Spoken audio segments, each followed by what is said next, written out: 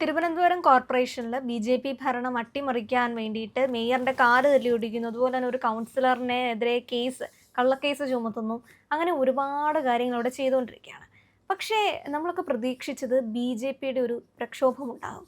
അല്ലെങ്കിൽ ഇതിപ്പോൾ സംഭവിച്ചിട്ടുള്ളത് സി.പി.എമ്മിൻ്റെ ഒരു മേയർ ആയിരുന്നു ഇങ്ങനെ ഇത്തരത്തിലുള്ള ഒരു പ്രതിഷേധം ഉണ്ടാവുക, കാലൊടിയുക ഒക്കെ ചെയ്തിട്ടുണ്ടായിരുന്നെങ്കിൽ ഉറപ്പായിട്ടും ഇവിടെ കേരളം സ്തംഭിപ്പിച്ചേനെ. അത്രയധികം സമരങ്ങൾ ഇവിടെ ഉണ്ടായേനെ.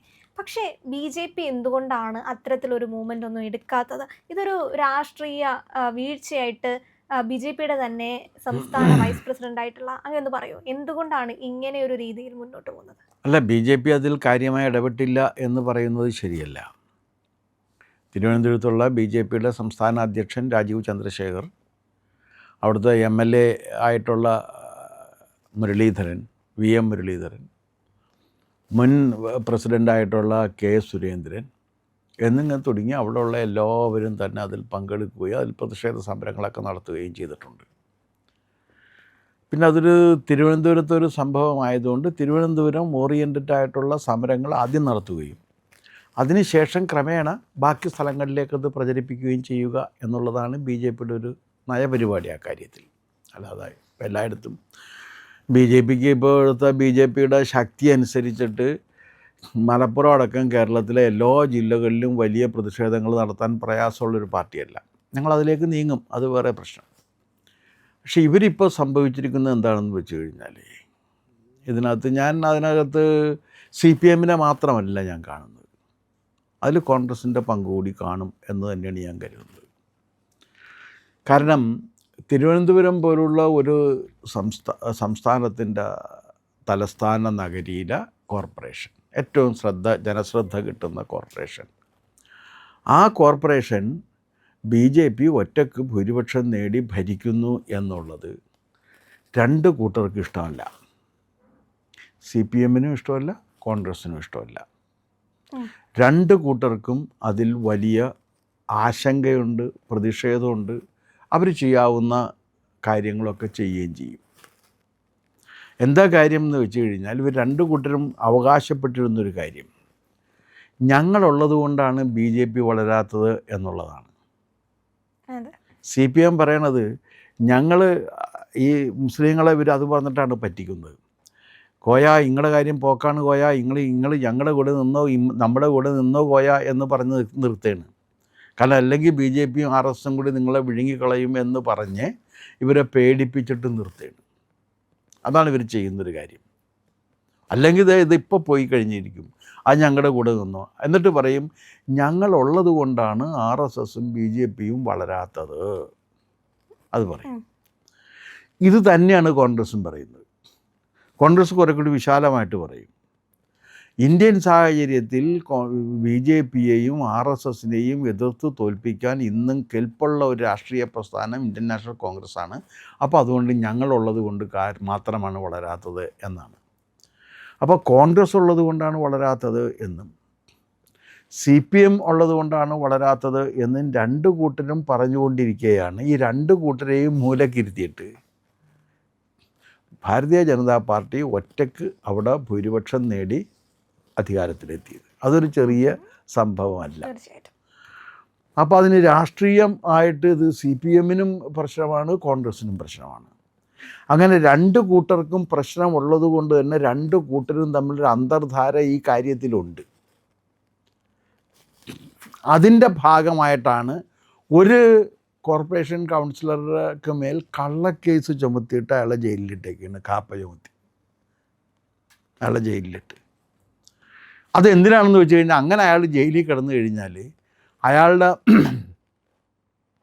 കൗൺസിലർ സ്ഥാനം നഷ്ടപ്പെടുകയും അതോടുകൂടി ഇതിൻ്റെ ഭൂരിപക്ഷം നഷ്ടമായിട്ട് ബി.ജെ.പി.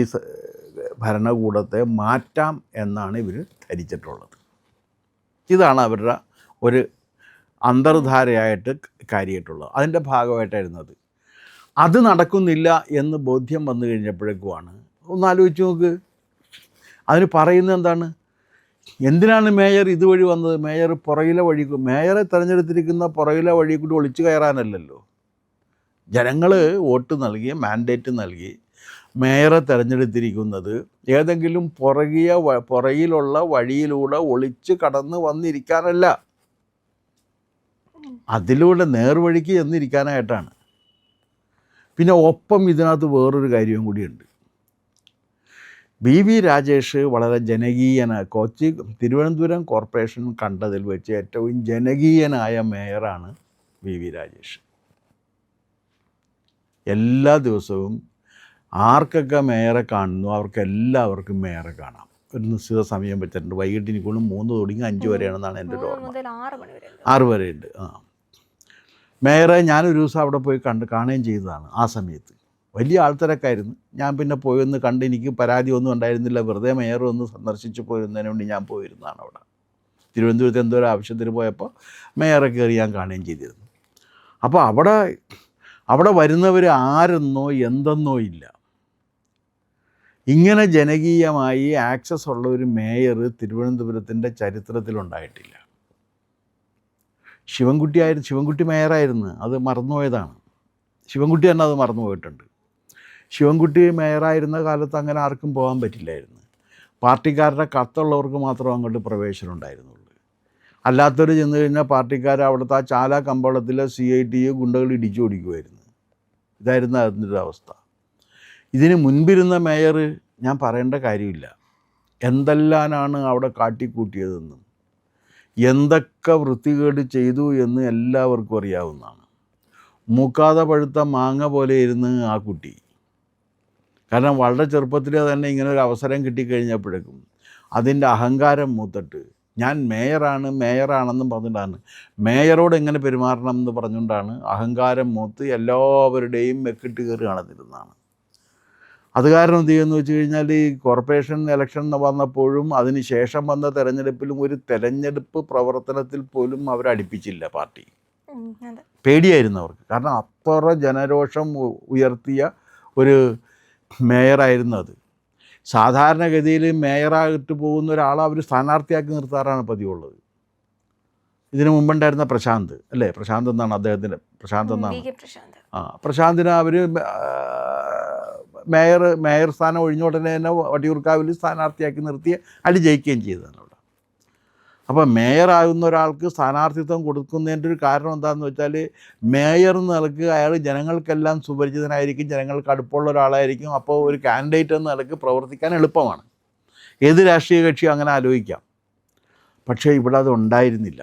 വെച്ചാൽ പുറത്തിറക്കാൻ വയ്യാത്ത വിധത്തിൽ അത്രയേറെ വൃത്തികേട് കാണിച്ച ഒരു മേയറാണ് ഉണ്ടായിരുന്നത്.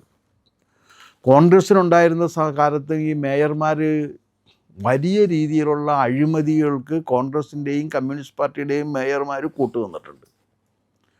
ആ അഴിമതി രഹിതവും സുതാര്യവുമായ ഒരു ഭരണം ഉണ്ടാക്കാൻ വേണ്ടിയിട്ടാണ് വി രാജേഷ് ശ്രമിച്ചുകൊണ്ടിരുന്നത്. അപ്പോഴെന്ത് ചെയ്യുന്നു വെച്ച് കഴിഞ്ഞാൽ 24 വർഷമായിട്ട് നിൽക്കുന്ന വെള്ളക്കെട്ട് ഒരു മാസം കൊണ്ട് മേയർ പരിഹരിച്ചില്ല എന്നും പറഞ്ഞാണ് മേയർക്കെതിരെയുള്ള സമരം. ഇവർ ഭരിക്കായിരുന്നു ഇത്രയും കൊല്ലം. ഇവർ ഭരിച്ചിട്ട് തമ്പാനൂരിലെ വെള്ളക്കെട്ട് ഇവർക്ക് എന്തുകൊണ്ട് മാറ്റാൻ കഴിഞ്ഞില്ല? തമ്പാനൂരിലെ വെള്ളക്കെട്ട് മാറ്റുന്നതിന് വേണ്ടിയിട്ട് പഴയ ഒരു ചീഫ് സെക്രട്ടറി ആയിരുന്ന ജിജി തോംസൺ ജിജിയുടെ നേതൃത്വത്തിൽ ഒരു സംഘമൊക്കെ ഉണ്ടാക്കി പ്രവർത്തിച്ചിരുന്നു. എന്ത് സംഭവിച്ചു എന്ന് ആർക്കും അറിയില്ല. സംഘം പ്രവർത്തിച്ചു, കുറേ പത്രവാർത്തകൾ വന്ന് മീഡിയയിൽ അന്ന് ജിജി എനിക്കോണം ചീഫ് സെക്രട്ടറി ആയിരുന്നോണ്. ജിജി ചീഫ് സെക്രട്ടറി എന്ന നിലയ്ക്ക് മീഡിയയിൽ വന്ന് സംസാരിച്ചു. അതല്ലാതെ വെള്ളക്കെട്ട് അവിടെ തന്നെ നിൽക്കുകയാണ്. ഇത്രയും അത് ആമയിഴഞ്ചാൻ തോട് അല്ലേ, അതെ, ആ ആമയിഴഞ്ചാൻ തോട്ടിലെ പ്രശ്നങ്ങൾ പരിഹരിക്കാതെ വെള്ളക്കെട്ട് മാറില്ല എന്നാണ്. അങ്ങനെ വെള്ളക്കെട്ട് മാറണമെന്നുണ്ടെങ്കിൽ അത് തമ്പാനൂരിൽ നിന്ന് വന്നിട്ട് റെയിൽവേയുടെ ലൈന് എന്തൊക്കെ ക്രോസ് ചെയ്യണമെന്ന് എന്തൊക്കെ സാങ്കേതികമായിട്ടൊക്കെ അവർ പറയാറുണ്ട്. എനിക്കതിൻ്റെ സാങ്കേതികത്വം അറിയില്ല. എന്ത് വന്നു കഴിഞ്ഞാലും തിരുവനന്തപുരം തമ്പാനൂർ എന്ന് പറഞ്ഞ റെയിൽവേ സ്റ്റേഷനും ട്രാൻസ്പോർട്ട് ബസ് സ്റ്റാൻഡും തൊട്ടപ്പുറത്ത് ഇത് ഇത്തിരി അങ്ങോട്ട് മാറിക്കഴിഞ്ഞാൽ കിഴക്കേക്കോട്ടയും പത്മനാഭസ്വാമി ക്ഷേത്രവും ഒക്കെ ഉൾക്കൊള്ളുന്നൊരു പ്രദേശമല്ലേ. അവിടുത്തെ ഈ വെള്ളക്കെട്ട് മാറ്റുന്നതിന് വേണ്ടി 24 കൊല്ലമായിട്ട് അവിടെ വെള്ളക്കെട്ടുണ്ടായി. 24 കൊല്ലമായിട്ട് ആ വെള്ളക്കെട്ട് മാറ്റിയിട്ടില്ല. ആ 24 കൊല്ലമായിട്ട് കോൺഗ്രസും കമ്മ്യൂണിസ്റ്റുകാരും മാറി മാറി ഭരിച്ചിട്ട്, അല്ലെങ്കിൽ അവിടെ മാറിയല്ല, ഇവർ തന്നെ ഇരുന്ന് കുറേ കാലമായിട്ട് കമ്മ്യൂണിസ്റ്റുകാർ തന്നെയായിരുന്നു ഭരിച്ചുകൊണ്ടിരുന്നത്. ആ കമ്മ്യൂണിസ്റ്റുകാർ ഇങ്ങനെ ഭരിച്ചിട്ട് മാറ്റാൻ കഴിയാതിരുന്ന വെള്ളക്കെട്ട് ഒരാഴ്ച കൊണ്ടോ ഒരു മാസം കൊണ്ടോ വി രാജേഷ് മാറ്റിയില്ല എന്നാ സമരം ചെയ്യാമെന്നാണ് പറയുന്നത്. അല്ല, പ്രത്യക്ഷത്തിൽ നോക്കുകയാണെങ്കിൽ ഇവർക്ക് ഏറ്റവും വലിയ ഭീഷണിയായിരുന്നു വി രാജേഷ് അവിടെ ഭരിക്കുക എന്ന് പറയുന്നത്. അതുകൊണ്ടായിരിക്കുമല്ലോ UDF അവിശ്വാസ പ്രമേയം കൊണ്ടുവരുന്നു. അത് LDF കൈകോർക്കുകയാണെങ്കിൽ ഞങ്ങൾ ഒരുമിച്ച് പോകുമെന്ന് പറയുന്നു. ഇന്ന് വളരെ നാടകീയമായി LDF ഞങ്ങൾ കൈകോർക്കുന്നു എന്ന് പറയുന്നു. അപ്പോഴൊക്കെ ഇവർ പ്രതീക്ഷിക്കുന്നത് BJP എന്തുകൊണ്ട് ഇത്രയൊക്കെ ഞങ്ങൾ മേയറിനെ ചെയ്തിട്ട് നമ്മൾ പ്രതീക്ഷിക്കുന്ന രീതിയിലൊന്നും. അല്ല, അങ്ങനെയല്ല. ഒന്നാമത്തെ കാര്യം, ഇവർ കൈ കോർത്താലും ആ മേയറെ വീഴ്ത്താൻ പറ്റില്ല. മേയർക്ക് ഭൂരിപക്ഷം ഉണ്ടല്ലോ. ഇവരുടെ ഔദാര്യത്തിൽ നിൽക്കുന്നതല്ലല്ലോ ഭരണം. പിന്നെ ഇവരിപ്പോൾ കൊണ്ടുവരുന്നത് എന്താണെന്ന് വെച്ചാൽ ഞങ്ങൾ അതാ തന്നെയാണ് അതിൻ്റെ സംഗതി. കാരണം LDFും UDFും ഒരുമിക്കാവുന്ന എല്ലാ മേഖലകളിലും ഒരുമിക്കും.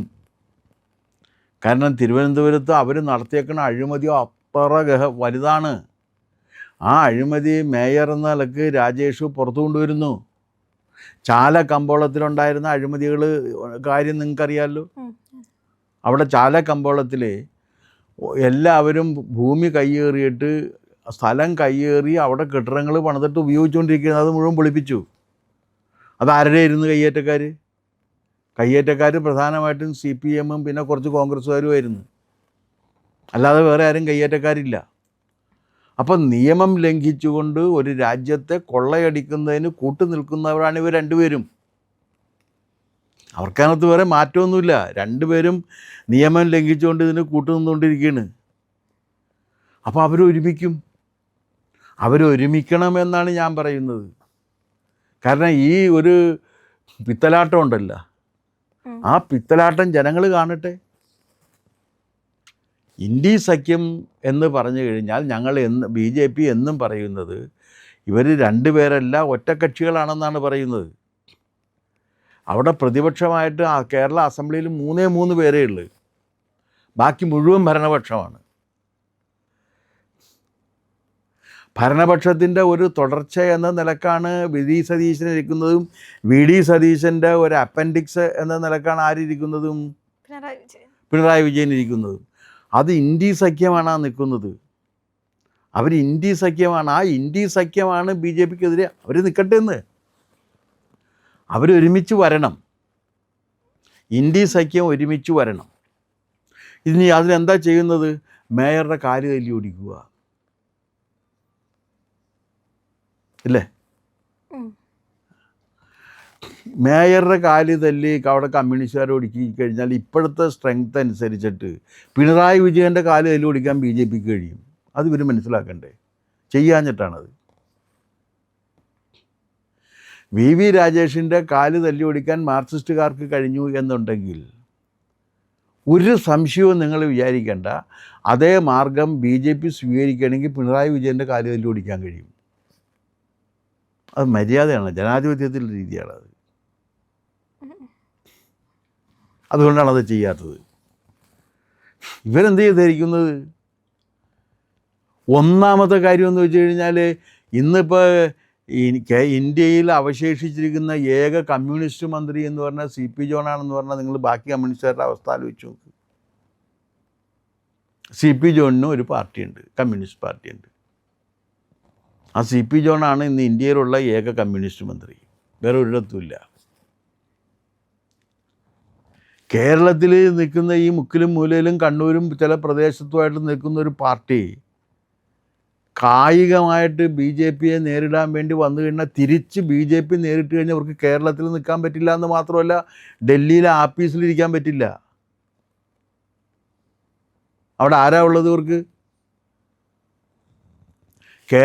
കണ്ണൂർ വിട്ടിട്ട് ഇവർക്ക് പുറത്തിറങ്ങാൻ പറ്റുമോ? ഇല്ലല്ലോ.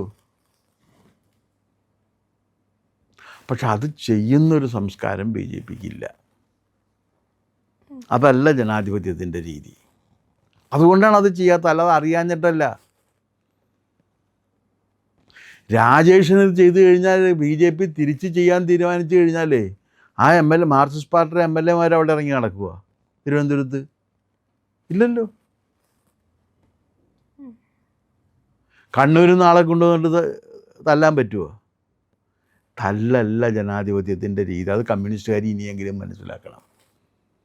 ജനാധിപത്യത്തിൻ്റെ രീതി തല്ലല്ല. അത് ബി ജെ പിക്ക് അറിയാം.